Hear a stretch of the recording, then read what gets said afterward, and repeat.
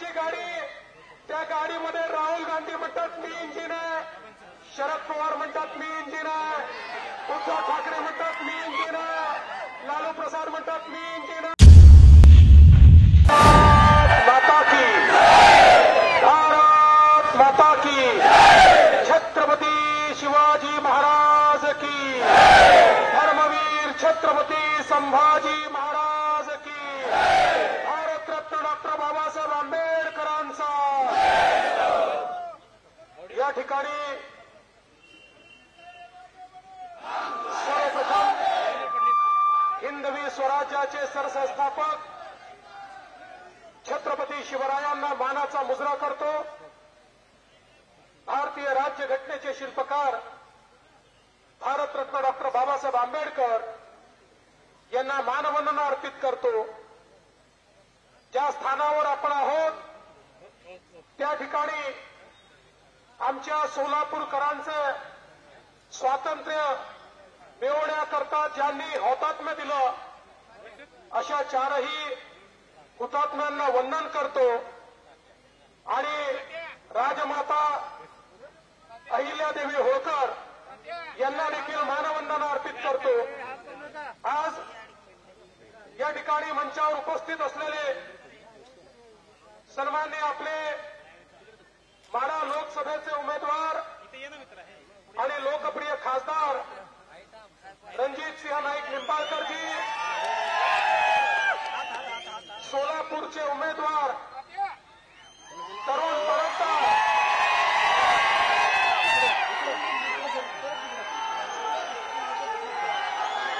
गरिबांचं पोट,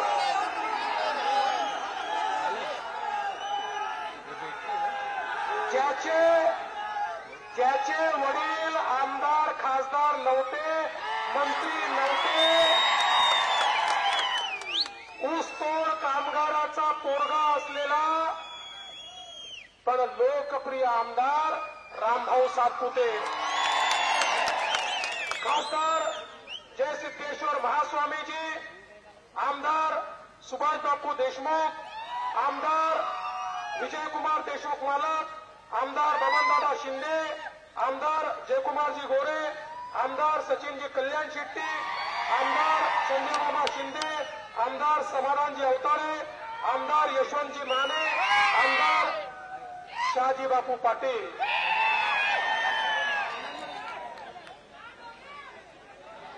काय झाडी काय डोंगर। या ठिकाणी उपस्थित माननीय राजन पाटील मालक, प्रशांत परिचारक मालक, दीपक आबा साळुंके, रश्मिताई बागल, विक्रमजी देशमुख, नरेंद्रजी काळे, साजीब पवार, चेतन केदार, किशोर देशपांडे, खरं म्हणजे विष्णुभाऊ कसबे, खरं तर मंचावर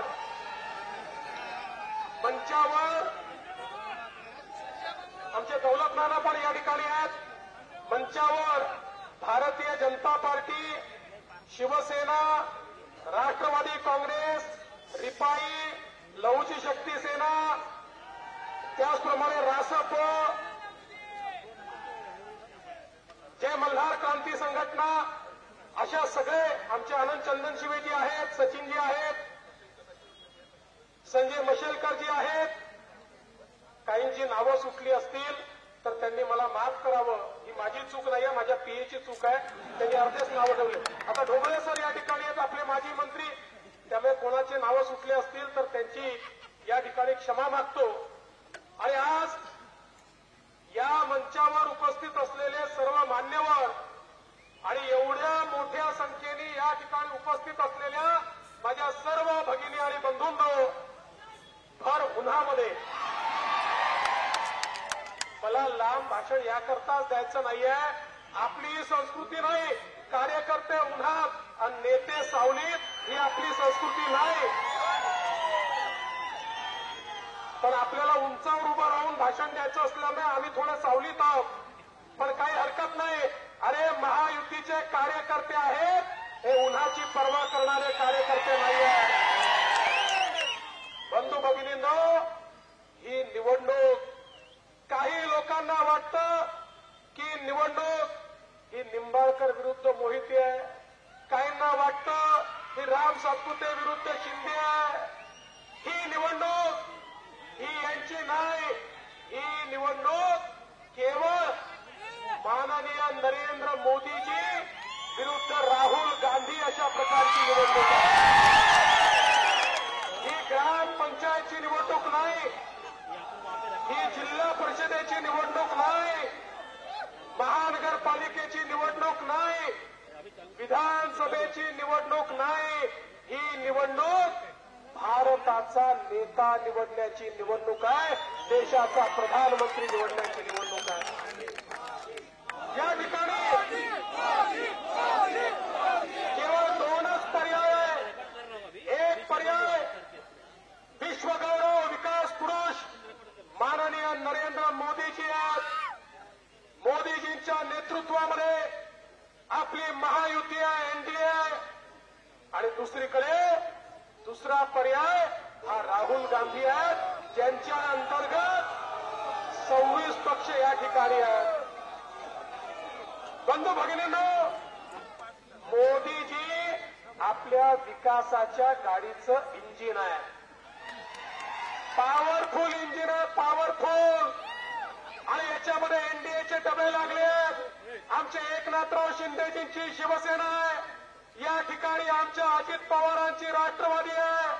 आमच्या आठवले साहेबांची रिपाई आहे. आणि सगळे आपले महायुतीचे घटक हे या ठिकाणी डब्यांच्या रूपानं आहेत. आणि आपली गाडी कशी आहे? आपल्या गाडीमध्ये दीन, दलित, गोर, गरीब, आदिवासी, शेतकरी, शेतमजूर, महिला, अल्पसंख्याक, ओबीसी प्रत्येकाला बसण्याची जागा आहे. दुसरीकडे गाडी कशी आहे? राहुल गांधींची गाडी. त्या गाडीमध्ये राहुल गांधी म्हणतात मी इंजिन आहे. शरद पवार म्हणतात मी इंजिन आहे. उद्धव ठाकरे म्हणतात मी इंजिन आहे. लालू प्रसाद म्हणतात मी इंजिन आहे. त्या ठिकाणी ममता बॅनर्जी म्हणते मी इंजिन आहे. स्टॅलिन म्हणतो मी इंजिन आहे. तिथे डब्बे नाही, सगळे स्वतःला इंजिनच म्हणतात. आता मला सांगा, इंजिनमध्ये बसायला सामान्य माणसाला जागा असते का? इंजिनमध्ये फक्त ड्रायव्हर बसतो. आणि यांच्या बाबतीत केवळ ड्रायव्हर नाही तर यांचा परिवार त्या ठिकाणी बसतो. आता शिंदे साहेबाला इंजिन दिलं तर ते तुम्हाला थोडे बसवणार आहे, ते प्रणितीताईलाच बसवणार आहे. त्यामुळे यांचं इंजिन असं आहे की ज्या इंजिनमध्ये बसायला जागा देखील नाहीये. आणि म्हणून बंधू भगिनींनो, ही साधी निवडणूक नाही. हे जे उमेदवार तुम्हाला दिसत आहेत दोन्ही सक्षम उमेदवार आहेत. पण या दोन्ही उमेदवारांच्या कमळाचं बटन दाबलं की वोट कोणाला मिळतं? कोणाला मिळतं? कोणाला मिळतं? आणि प्रणितीताईचं किंवा मोहितेंचं कुठलं ते काय त्यांचे पिपाणी नाही तुतारी त्याचं मला सांगा, त्यांचं बटन दाबलं तर वोट कोणाला मिळतं? कोणाला? कोणाला? राहुल गांधी. ते त्यांचं घरचं नाव आहे बाबा, राहुल गांधी. आता मला सांगा, कोणाला मत दिलं पाहिजे? कोणाला दिलं पाहिजे? सोलापूरकर इतके हुशार लोक.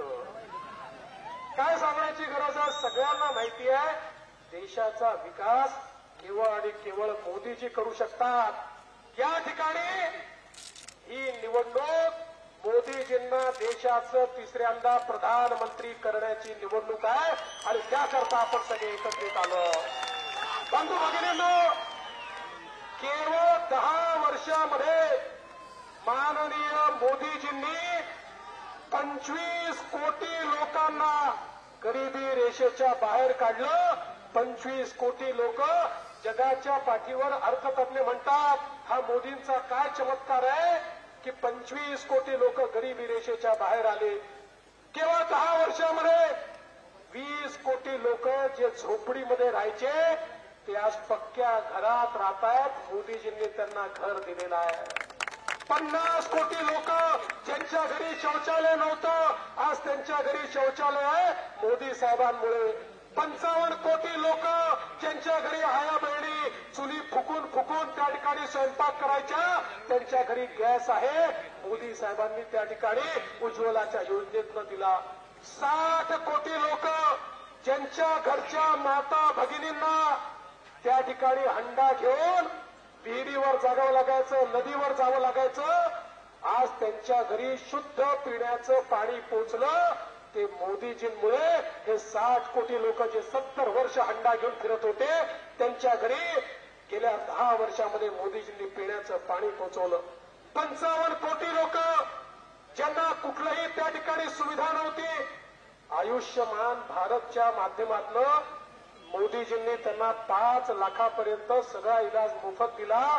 आज आम्ही गावोगावी जातात, म्हातारे लोक भेटतात. एका म्हाताऱ्यांनी मला सांगितलं, साहेब 3 लाख रुपये ऑपरेशन लागत होते, घरचे सगळे बसलो, विचार केला अजून 5-7 वर्ष जगायचं आहे, कशाला ऑपरेशन करायचं, त्यापेक्षा मेलेलं बरं. पण मोदीजींची आयुष्यमान भारत योजना आली, 3 लाखाचं ऑपरेशन मोफत झालं. आता 10 वर्ष मला काही होत नाही. हे त्या म्हाताऱ्याचे वाक्य ऐकल्यानंतर माझ्या लक्षात आलं की ज्याचा आशीर्वाद मोदीजींना आहे, मोदीजी का बाल भी कोई बाका नहीं कर सकता. बंधू भगिनींनो, तुम्ही बघा, आज मोदीजींनी शेतकऱ्यांकरता किसान सन्मान योजना आणली, पीक विम्याची योजना आणली, इरिगेशनच्या योजना आणल्या, आमच्या शेतकऱ्यांकरता नॅनो युरिया सारखी योजना आणली, आमच्या शेतकऱ्यांकरता एमएसपी वाढवत त्या ठिकाणी जवळपास दुपटीपर्यंत पोहोचवलं. आणि त्याचवेळी आमच्या शेतमजुरांना देखील संरक्षण देण्याचं काम हे त्या ठिकाणी माननीय मोदीजींनी केलं. आता काही लोक या सोलापूरमध्ये काँग्रेसला समर्थन देत आहेत. माझी तक्रार नाहीये, पण त्यांना विचारा, ते देखील दुसऱ्या पक्षात असताना आमच्याकडे आणि मोदीजींकडे आले. आम्ही पाहिलं नाही तुम्ही कुठल्या पक्षाचे आहे. 30,000 घरं या ठिकाणी आम्ही तयार करून दिली. आणि मी त्यांना सांगू इच्छितो, त्यांनी कोणालाही समर्थन दिलं तरी जनता ऐकणार नाहीये. जनतेला माहितीये घर कोणामुळे मिळालं, त्यामुळे ते आपल्यालाच मतदान करणार आहेत. बंधू भगिनींना, आज आपण बघा, आमच्या 12 बलुतेदारांकरता विश्वकर्मा सारखी योजना मोदीजींनी आणली. आमच्या मायक्रो ओबीसी करता विश्वकर्मा सारखी योजना आणली. आणि या योजनेच्या माध्यमातून 30,000 कोटी रुपये मोदीजींनी त्या ठिकाणी आमच्या या सर्व विश्वकर्मांना त्यांच्या विकासाकरता, त्यांचा पारंपरिक व्यवसाय वाढवण्याकरता, पारंपरिक व्यवसायात आधुनिकता आणण्याकरता दिली. त्यांच्या पुढच्या पिढ्या कल्याण झालं पाहिजे, हा विश्वास मोदीजींनी या ठिकाणी करून दाखवला. आज आमच्या अनुसूचित जातीच्या तरुणांना मोदीजींनी स्टँडअप सारखी योजना आणली. आणि सगळ्या बँकांना सांगितलं, प्रत्येक बँकेच्या प्रत्येक ब्रँचमधनं जर अनुसूचित जातीच्या तरुणाला त्या ठिकाणी लोन मिळालं नाही तर बँकेचा लायसन्स मी रद्द करून टाकेन. आज अनुसूचित जातीचे हजारो तरुण हे उद्योजक करण्याचं काम माननीय मोदीजींच्या माध्यमातून झालेलं आपण सगळ्यांनी बघितलं. आदिवासी समाजाकरता 24,000 कोटी रुपयाची योजना मोदीजींनी आणली. माझ्या माता भगिनींकरता 80 लाख बचत गट तयार करून 8 लाख कोटी रुपये मोदीजींनी त्या ठिकाणी दिले. आमच्या तरुणांकरता मुद्रासारखी योजना आणली. 10 लाखाचं लोन बिना तारण, बिना गॅरंटरचं. पूर्वी बँकेत गेलं तर विचारायचे घर तारण ठेवता का, विचारायचे तुमचा कोणी नातेवाईक हा सरकारी अधिकारी असेल तर त्याची गॅरंटी आणा, तर त्या ठिकाणी लोन मिळेल. मोदीजींनी 10 लाखाचं लोन बिनव्याजी, बिन तारण 50 कोटीपेक्षा जास्त लोकांना दिलं. आणि मला सांगताना आनंद वाटतो. तुम्हाला मिळालं, यांना लाभ मिळाला. येस, बिगर गॅरंटर बघा. आणि मला सांगताना आनंद वाटतो. याच्यामध्ये माता भगिनींनो, याच्यामध्ये 30 कोटी महिला आहेत. 30 कोटी महिला. कारण मोदीजी म्हणतात पुरुष पायावर उभा राहिला तर केवळ पुरुष पायावर उभा राहतो, पण महिला पायावर उभी राहिली तर संपूर्ण परिवार पायावर उभा राहतो. आणि त्यामुळे 30 कोटी महिलांना त्या ठिकाणी लोन दिलं. आणि आता तर मोदीजींनी सांगितलं पुढच्या काळामध्ये आता 10 लाख नाही, 20 लाखापर्यंतचं लोन हे कुठलंही तारण नाही, कुठलंही गॅरंटर नाही, अशा प्रकारे आमच्या तरुणाईला दिलं जाणार आहे. आणि बंधू भगिनींनो, हे सगळं करताना 80 कोटी लोकांना 2020 सालापासून मोदीजींनी मोफत रेशन दिलं आणि 2029 सालापर्यंत 80 कोटी लोकांना मोफत रेशन देण्याचा निर्णय मोदीजींनी घेतलाय. आता प्रधानमंत्री सूर्यघर योजना मोदीजींनी आणली. 1 कोटी लोकांचं रजिस्ट्रेशन ऑलरेडी झालंय. त्यांच्या घरावर सोलर लावण्यात येणार आहेत आणि त्यांना 300 युनिट पर्यंतची वीज मोफत देण्यात येणार आहे. 1 पैसा त्यांना लागणार नाही. हे मोदीजींनी या ठिकाणी केलेलं आहे. आज 2013 साली ज्यावेळेस काँग्रेसचं सरकार होतं, आयएमएफने एक अहवाल दिला आणि सांगितलं जगातले 5 देश असे आहेत ज्यांची अर्थव्यवस्था कोलमडते आहे, ज्यांची अर्थव्यवस्था संपते आहे, जे दिवाळखोरीकडे चालली आहे. आणि त्या 5 देशात त्यांनी भारताचं नाव दिलं होतं की पुढच्या 1 वर्षात भारत कोलमडेल. पण तेव्हा आयएमएफला माहित नव्हतं की या भारतामध्ये नरेंद्र मोदी नावाचा वाघ देशाचा प्रधानमंत्री होणार आहे. अरे 10 वर्षामध्ये मोदीजींनी या ठिकाणी अशी परिस्थिती आणली की 10 वर्षामध्ये जगातली सगळ्यात वेगानं विकसित होणारी अर्थव्यवस्था ही भारताची अर्थव्यवस्था झाली. आणि आता आपण जगात 5व्या क्रमांकावर आलो. पुढची टर्म मोदीजींना दिली की भारत जगातली 3ऱ्या क्रमांकाची सगळ्यात मोठी अर्थव्यवस्था होणार आहे. मला एक जण भेटला, तो म्हणाला भाऊ मला आनंद आहे, भारत 3री अर्थव्यवस्था होणार आहे. पण अर्थव्यवस्था मोठी झाली तर मला काय फायदा? पण तू चांगला प्रश्न विचारला. अर्थव्यवस्था मोठी होते म्हणजे काय होतं? अर्थव्यवस्था मोठी होते म्हणजे संधी तयार होतात. अर्थव्यवस्था मोठी होते म्हणजे रोजगार निर्माण होतो. अर्थव्यवस्था मोठी होते म्हणजे नोकऱ्या मिळतात. अर्थव्यवस्था मोठी होते म्हणजे रस्ते बनतात, पूल बनतात, पोर्ट बनतं, एअरपोर्ट बनतं, घरं बनतात, पिण्याच्या पाण्याच्या योजना होतात, इरिगेशनच्या योजना होतात. अर्थव्यवस्था मोठी होते, गरीब कल्याणाचा अजेंडा चालतो. अर्थव्यवस्था मोठी होते, आपला देश संरक्षित राहतो. अर्थव्यवस्था मोठी होते तर देशाच्या तिजोरीत पैसा येतो आणि मग हा पैसा गरिबाच्या कल्याणाकरता, मध्यमवर्गीयांच्या कल्याणाकरता त्या ठिकाणी वापरला जातो. अर्थव्यवस्था मोठी होणं हे केवळ आकडे नाही आहेत, तर जनसामान्यांच्या कल्याणाकरता एक मजबूत अर्थव्यवस्था मोदीजी या ठिकाणी तयार करतायत. आणि म्हणून मी तुम्हाला सांगायला आलो, तुम्ही बघितलं असेल ज्या प्रकारे या देशामध्ये रस्त्यांचं काम झालं आमच्या गडकरी साहेबांच्या नेतृत्वात. आज सोलापूर जिल्ह्यात कुठेही जा तुम्हाला राष्ट्रीय महामार्गाचं काम मिळतं. सोलापूरहून पंढरपूरला जा, कधी निघालो कधी पोहोचलो समजत नाही. सोलापूरहून कुठेही तुम्ही जा, आज आपला पालखी मार्ग असेल. हे सगळी कामं का होऊ शकली? कारण 2013-14 मध्ये काँग्रेसच्या काळात इन्फ्रास्ट्रक्चरवर वर्षाला 1 लाख कोटी खर्च व्हायचे. मोदीजींनी वर्षाला 13 लाख कोटी रुपये खर्च वाढवला. आता मला सांगा हा पैसा आला कुठून?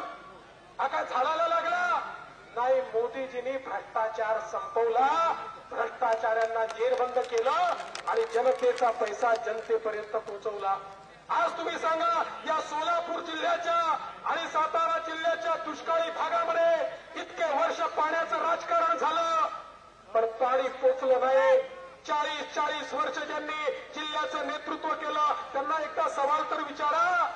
हे सगळे जे मोठे मोठे नेते मोठे आहेत त्यांना माझा प्रणाम आहे, पण हे मोठे मोठे नेते जे एकत्रित येतात यांना विचारा ना, 40 वर्ष या दुष्काळी भागात पाणी का पोचू शकलं नाही? दुष्काळी भागात पाणी पोचण्याकरता मोदीजी आणि महायुती का यावी लागली? हा प्रश्न या ठिकाणी एकदा विचारा.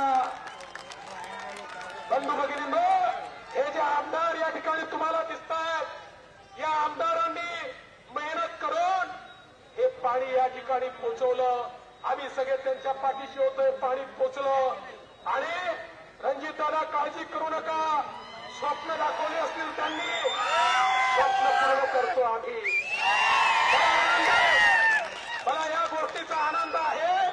आमचे गणपतराव देशमुखांसारखे ज्येष्ठ नेते ज्यांचा मी सर्वाधिक आदर करतो, आमच्या गणपतरावांनी वर्षानुवर्ष संघर्ष केला पाण्याकरता, पण तो संघर्ष काँग्रेसच्या काळात पूर्ण होऊ शकला नाही.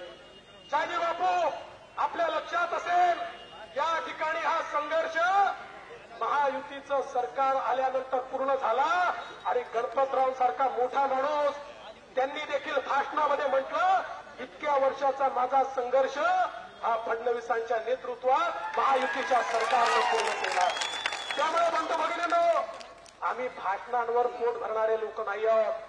सर्वसामान्यांचं काम करून या ठिकाणी त्यांची मनं जिंकणारे लोक आहोत.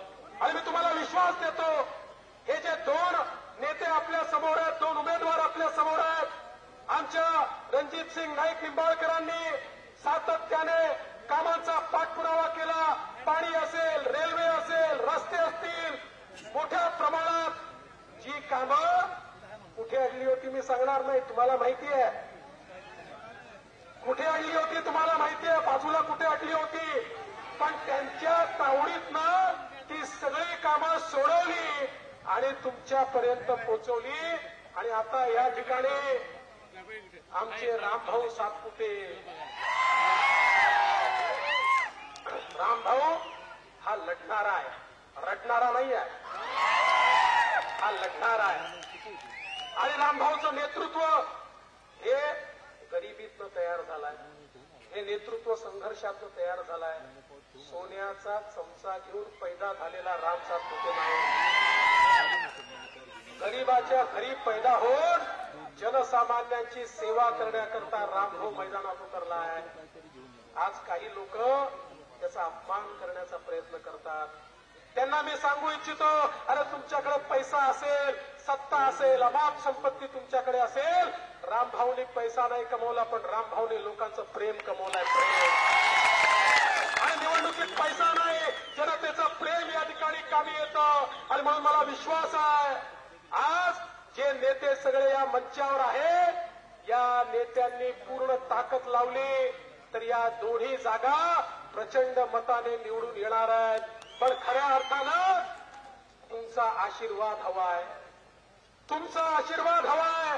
मी तुम्हाला पुन्हा विनंती करतो, तुम्हाला देशाचा प्रधानमंत्री कोण हवाय? कोण हवाय? कोण हवाय? कोण हवाय? कोण हवाय? मग तुम्ही मतदानाला जेव्हा जाल, कमळाचं बटन दाबा. कमळाचं बटन दाबलं की वोट मोदीजींना आणि शॉट. देश विदेशातील प्रत्येक घडामोडींचे लाईव्ह अपडेट मिळवण्यासाठी आता साम टीव्हीच्या सर्व सोशल मीडिया प्लॅटफॉर्मला लाईक, फॉलो आणि सबस्क्राईब करा. तसंच सर्व नोटिफिकेशनसाठी बेल आयकॉन प्रेस करायला विसरू नका.